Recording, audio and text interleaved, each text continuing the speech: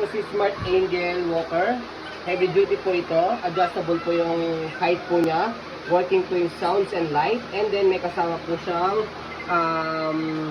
belt. Okay, kasi sa ibang walker wala pong ganitong safety belt po. Okay, so ito po yung details po niya one by one. Like no almost like no condition po ito. So ito po yung sa harapan po ng mga toys. Yan, working po lahat po yan. Pati yung mga sounds, ayan. Okay, not included po yung battery. Ayan. So, pwede rin po siyang gawing kainan po. Presyo lang po ito, and then angat. Ayan, pwede rin po stable po siya sa kainan ni baby. Okay, so pag nilagay niyo po, ganyan na siya sa salpak. Ayan, okay. So, regarding naman po sa upuan niya, ayan, already wash na po yan. Gagamitin niyo na lang po. Ayan. So, meron siyang belt dito sa likod, black. Ayan, ito. Para mas lalong safety baby. Ayan po yung body frame po niya. Unisex color po.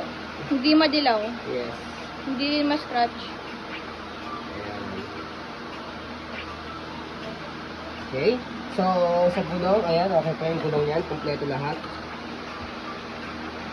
Walong gulong. Okay. So, dito po siya ina-adjust. Ito, press nyo lang po ito.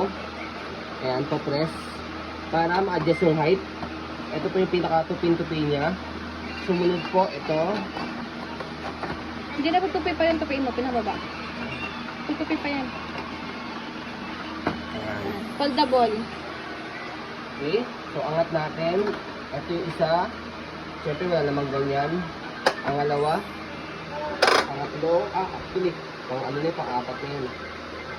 Adjust lang natin ng 1, 2. Yan. Tapos, ito yung pinakamataas. Yan. Standard size yun ng walker. So, yan. As you can see, yan. Working po siya lahat. Wala pong issue. Ayan. So, yan. As you can see po, very dilis po kami mag-video.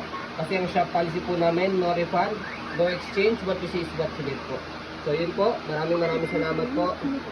Have a nice day and God bless po.